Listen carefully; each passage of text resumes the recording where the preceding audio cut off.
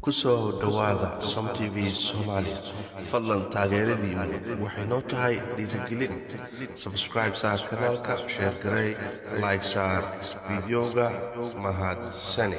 kulanti wacan oo wanaagsan saaxiibada halkan aynu ku wada xiriiray waxaad naga daawanaysaan Som TV Soomaaliya xafiiskiisa magaalada Muqdisho qaybtan waxaynu ku eegaynaa dagaal sababay dhimasho iyo dhaawac oo ka dhacay aag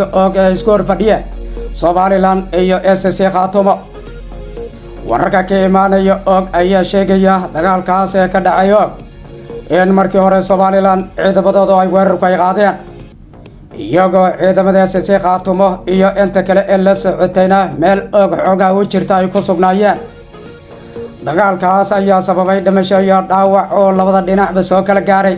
sidaan wararku ku helay SSC Khaatumo dhinacoodu waxay soo bandhigeen gaadiid iyo ciidan ay sheegeen in Somaliland ay ka qabsadeen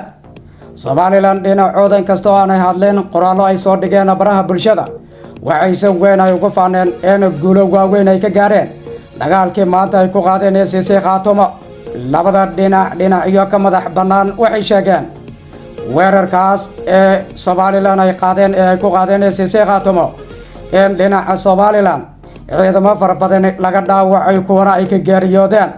markii dambena ay dib ugu laabteen og dhinaca SSC Khaatumona waxay sheegeen in iyana askar badan laga dilay kuwa kalena laga dhaawacay labada dhinacyada ka madax bannaan ma ayna sheegeen wax kala qabsasho hase yeeshee dhinaca SSC Khaatumo waxay soo bandhigeen gaadiid iyo askar ay sheegeen in Somaliland ay ka qabsadeen xaaladda og ayaa laga dareemayaa saansaan colaade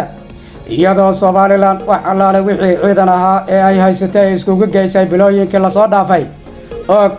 iyagoo sheegayay in gobolka Sool magaala madaxdiisa ee Laascaanood iyo xiradii 25 August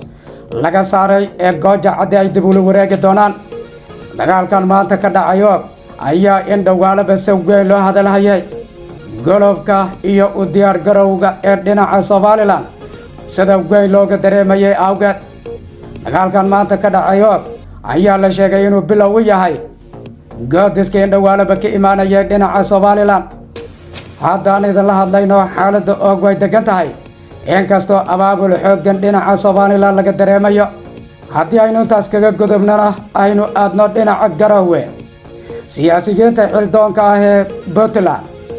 iyo inta xilka haysa ee Puntland ayaa weli gorada iskuga jira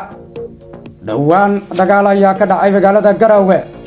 iyadoo dhinacyada xildoonka ah iyo inta hadda xilka haysa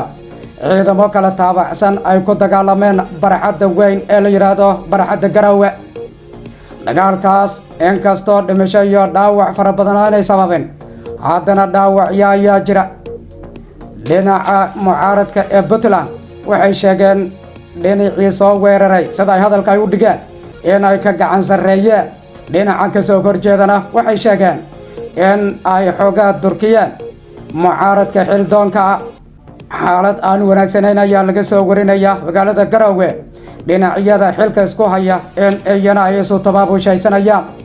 oo fara badan ayaa ku qulqulaya labada dhinacba dhinacan Siciidani uu ugu madaxweyn yahay dhinaca Itoobiya ayaa la sheegayaa in hub fara badan ay kala imaanayaan dhinaca mucaaradka ka soo horjeedana waxaa la sheegayaa in iyana doomo ay hub ugu keenayaan dhinaca Yemen iyo Sacuudiga sida wararka ay sheegayaan labada dhinacba cidii wax siisaba hub fara badan ayaa ku qulqulaya magaalada Garowe ee gobolka Nugaal waxaa la sheegayaa xaaladan hadda ka socota Puntland in ayna suurtagali doonin doorashada Siciidani ee qof iyo coda waxaase laga cabsi qabaa in khasaaro weyn uu ka dhalan doono haddii ay fooda isdaraan ee dhinacyadan ee xilka isku haysta ee Puntland waa ku mahadsantihiin tabintayada tabinta lamid aytaynu ku wada kulmayno amaana Allah